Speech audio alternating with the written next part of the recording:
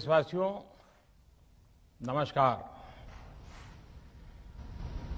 Corona के खिलाफ देश आज फिर एक बहुत बड़ी लड़ाई लड़ रहा है।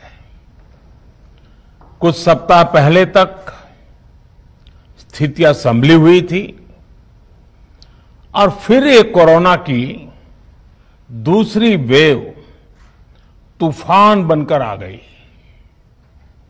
जो पीड़ा आपने सही है, जो पीड़ा आप सह रहे हैं, उसका मुझे पूरा एहसास है। जिन लोगों ने बीते दिनों में अपनों को खोया है, मैं सभी देशवासियों की तरफ से उनके प्रति संवेदनाएं व्यक्त करता हूं। परिवार के एक सदस्य के रूप में मैं आपके दुख में शामिल हूं। चुनौती बड़ी है, लेकिन हमें मिलकर अपने संकल्प, अपने हौसले और तैयारी के साथ इसको पार करना है। साथियों, अपनी बात को विस्तार देने से पहले मैं देश के सभी डॉक्टरों, मेडिकल स्टाफ, पैरामेडिकल स्टाफ, हमारे सभी सफाई कर्मचारी भाई बहन, हमारे एम्बुलेंस के ड्राइवर्स, हमारे सुरक्षा बल, पुलिसकर्मी, सभी की सराहना करूंगा। आपने कोरोना की पहली वेव में भी अपना जीवन दांव पर लगाकर लोगों को बचाया था। आज आप फिर इस संकट में अपने परिवार, अपने सुख, अपनी चिंता छोड़कर दूसरों का जीवन बचाने में दिन रात जुटे हुए हैं। साथियों, हमारे शास्त्रों में कहा गया है, त्याज्यम न धैर्यम विदुरेऽपि काले, अर्थात कठिन से कठिन समय में भी हमें धैर्य नहीं खोना चाहिए। किसी भी परिस्थिति से निपटने के लिए हम सही निर्णय लें, सही दिशा में प्रयास करें, तभी हम विजय हासिल कर सकते हैं। इसी मंत्र को सामने रखकर आज देश दिन रात काम कर रहा है। बीते कुछ दिनों में जो फैसले लिए गए हैं, जो कदम उठाए गए हैं, वो स्थिति को तेजी से सुधारेंगे। इस बार कोरोना संकट में देश के अनेक हिस्से में ऑक्सीजन की डिमांड बहुत ज्यादा बढ़ी है।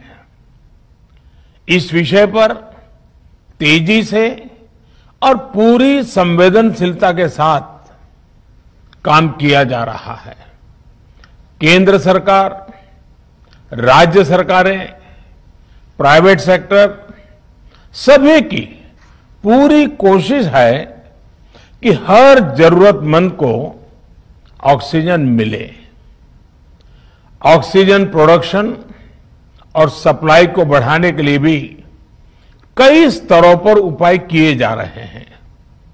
राज्यों में नए ऑक्सीजन प्लांट्स हो, 1 लाख नए सिलेंडर पहुंचाने हो, औद्योगिक इकाइयों में इस्तेमाल हो रही ऑक्सीजन का मेडिकल इस्तेमाल हो, ऑक्सीजन रेल हो, हर प्रयास किया जा रहा है।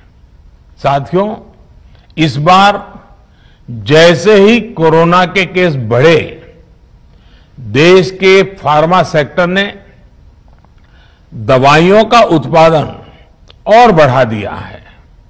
आज जनवरी फरवरी की तुलना में देश में कई गुना ज्यादा दवाइयों का प्रोडक्शन हो रहा है। इसे अभी और तेज किया जा रहा है। कल भी मेरी देश की फार्मा इंडस्ट्री के बड़े जो प्रमुख लोग हैं, उसके जो एक्सपर्ट लोग हैं, उनसे बहुत लंबी चर्चा हुई है। प्रोडक्शन बढ़ाने के लिए हर तरीके से दवाई कंपनियां की मदद ली जा रही है। हम सौभाग्यशाली हैं कि हमारे देश के पास इतना बड़ा मजबूत फार्मा सेक्टर है जो बहुत अच्छी और तेजी से दवाइयां बनाता है। इसके साथ ही अस्पतालों में बेड की संख्या को बढ़ाने का भी काम तेजी से चल रहा है। कुछ शहरों में ज्यादा डिमांड को देखते हुए विशेष और विशाल कोविड हॉस्पिटल बनाए जा रहे हैं। साथियों, पिछले वर्ष जब देश ने कोरोना के कुछ ही मरीज सामने आए थे, उसी समय भारत में कोरोना वायरस के खिलाफ प्रभावी वैक्सीन के लिए काम शुरू कर दिया था।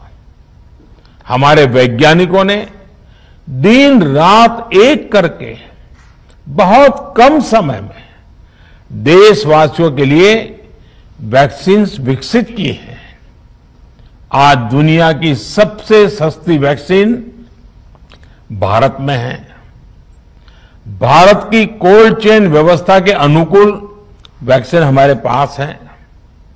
इस प्रयास में हमारे प्राइवेट सेक्टर ने इनोवेशन और एंटरप्राइज की भावना का बेहतरीन प्रदर्शन किया है।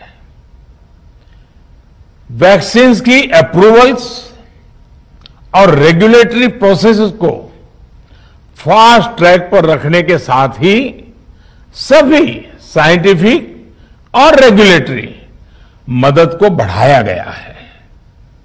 यह एक टीम एफर्ट है जिसके कारण हमारा Bharat 2 made in India vaccine के साथ दुनिया का सबसे बड़ा टीकाकरण अभियान शुरू कर पाया।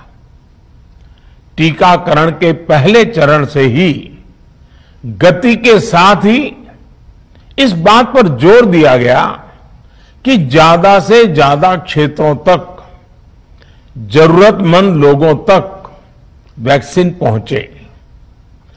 दुनिया में सबसे तेजी से भारत में पहले 10 करोड़, फिर 11 करोड़ और अब 12 करोड़ वैक्सीन डोज दिए गए हैं।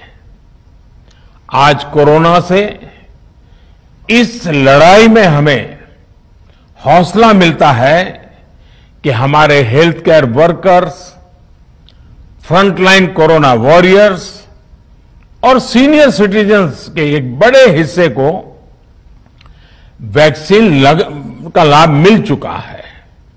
साथियों, कल ही वैक्सीन को लेकर हुए एक और अहम फैसला भी हमने किया है।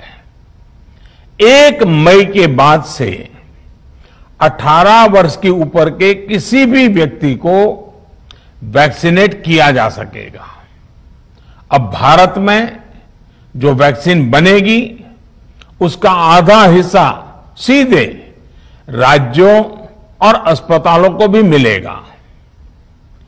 इस बीच गरीबों, बुजुर्गों, निम्न मध्यम वर्ग के लोग 45 वर्ष की आयु के ऊपर के व्यक्तियों के लिए केंद्र सरकार का जो वैक्सीन कार्यक्रम चल रहा है वो भी उतनी ही तेजी से जारी रहेगा।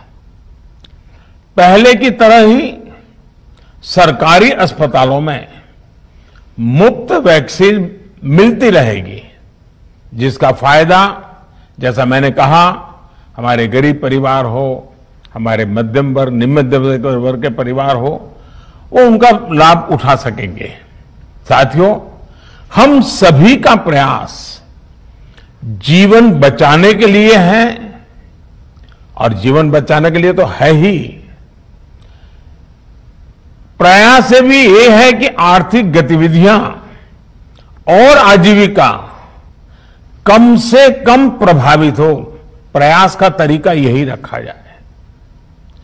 वैक्सीनेशन को 18 वर्ष की आयु के ऊपर के लोगों के लिए ओपन करने से शहरों में जो हमारे वर्कफोर्स है उसे तेजी से वैक्सीन उपलब्ध होगी। राज्यों और केंद्र सरकार के प्रयासों से श्रमिकों को भी तेजी से वैक्सीन मिले लगेगी। मेरा राज्य प्रशासन से आग्रह है कि वो श्रमिकों का भरोसा जगाए रखे। उनसे आग्रह करें कि वो जहां है वहीं रहे।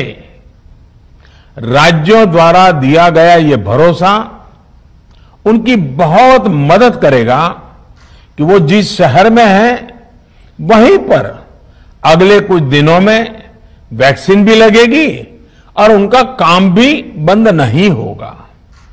साथियों, पिछली बार जो परिस्थितियां थी वो अभी से काफी भिन्न थी। तब हमारे पास इस वैश्विक महामारी से लड़ने के लिए कोरोना स्पेसिफिक मेडिकल इंफ्रास्ट्रक्चर नहीं था। आप याद करिए देश की क्या स्थिति थी। कोरोना टेस्टिंग के लिए पर्याप्त लैब नहीं, पीपीई का कोई प्रोडक्शन नहीं, हमारे पास इस बीमारी के ट्रीटमेंट के लिए कोई खास जानकारी भी नहीं। लेकिन बहुत ही कम समय में हमने इन चीजों में सुधार किया। आज हमारे डॉक्टरों ने कोरोना के इलाज की बहुत ही अच्छी एक्सपर्टीज हासिल कर ली है। वो ज्यादा से ज्यादा जीवन बचा रहे हैं। आज हमारे पास बड़ी मात्रा में पीपीई किट्स हैं, लैब्स का बड़ा नेटवर्क है और हम लोग टेस्टिंग की सुविधा को निरंतर बढ़ा रहे हैं। साथियों, देश ने कोरोना के खिलाफ अब तक बहुत मजबूती से और बहुत धैर्य से लड़ाई लड़ी है। इसका श्रेय आप सभी को, सभी देशवासियों को ही जाता है। अनुशासन और धैर्य के साथ कोरोना से लड़ते हुए आप देश को यहां तक लाए हैं। मुझे विश्वास है जन भागीदारी की ताकत से हम कोरोना के इस तूफान को भी परास्त कर पाएंगे। आज हम अपने चारों ओर देख रहे हैं कि कैसे कई लोग, कई सामाजिक संस्थाएं जरूरतमंदों तक मदद पहुंचाने में दिन रात जुटे हैं। दवाई पहुंचाना हो, खाने या रहने की व्यवस्था करनी हो, लोग पूरे मनोयोग के साथ काम कर रहे हैं।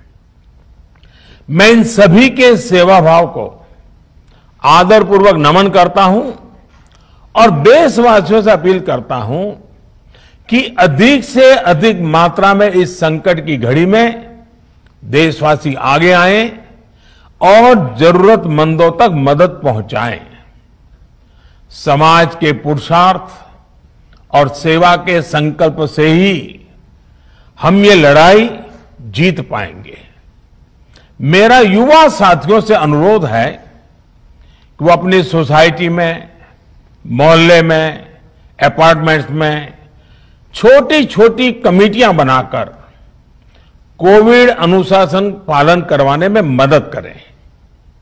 हम ऐसा करेंगे तो सरकारों को न कभी कंटेनमेंट जोन लगाने की जरूरत पड़ेगी, न कर्फ्यू लगाने की जरूरत पड़ेगी और लॉकडाउन का तो सवाल ही नहीं उठता है, आवश्यकता ही नहीं पड़ेगी। स्वच्छता अभियान के समय देश में जागरूकता फैलाने के लिए मेरे बाल मित्रों ने बहुत मदद की थी। छोटे छोटे बालक, 5वीं, 7वीं, 8वीं, 10वीं में पढ़ने वाले, उन्होंने घर के लोगों को समझाया था, मनाया था। उन्होंने बड़ों को भी स्वच्छता का संदेश दिया था। आज मैं फिर अपने बाल मित्रों से एक बात विशेष तौर पर कहना चाहता हूं। मेरे बाल मित्र, घर में ऐसा माहौल बनाइए कि बिना काम, बिना कारण घर के लोग घर से बाहर न निकले। आपकी जीत बहुत बड़ा परिणाम ला सकती है। प्रचार माध्यमों से भी मेरी प्रार्थना है कि ऐसे संकट की घड़ी में वो लोगों को सतर्क और जागरूक करने के लिए जो प्रयास कर रहे हैं उसे और बढ़ाएं। इसके साथ ही इसके लिए भी काम करें कि डर का माहौल कम हो सके, लोग अफवाह और भ्रम में न आए। साथियों, आज की स्थिति में हमें देश को लॉकडाउन से बचाना है। मैं राज्यों से भी अनुरोध करूंगा कि वो लॉकडाउन को अंतिम विकल्प के रूप में ही इस्तेमाल करें। लॉकडाउन से बचने की भरपूर कोशिश करनी है और माइक्रो कंटेनमेंट जोन पर ही ध्यान केंद्रित करना है। हम अपनी अर्थव्यवस्था की सेहत भी सुधारेंगे और देशवासियों की सेहत का भी ध्यान रखेंगे। साथियों, आज नवरात्रि का आखिरी दिन है। कल रामनवमी है और मर्यादा पुरुषोत्तम श्री राम का हम सभी को यही संदेश है कि हम मर्यादाओं का पालन करें। कोरोना के इस संकट काल में कोरोना के बचने के जो भी उपाय है, कृपया करके उनका पालन 100% करिए। दवाई भी, कड़ाई भी, इस मंत्र को कभी भी भूलना नहीं है। ये मंत्र जरूरी है, वैक्सीन के बाद भी जरूरी है। रमजान के पवित्र महीने का भी आज 7वां दिन है। रमजान हमें धैर्य, आत्मसंयम और अनुशासन की सीख देता है। कोरोना के खिलाफ जंग जीतने के लिए अनुशासन भी, उसकी भी उतनी ही जरूरत है। जब जरूरी हो तभी बाहर निकले।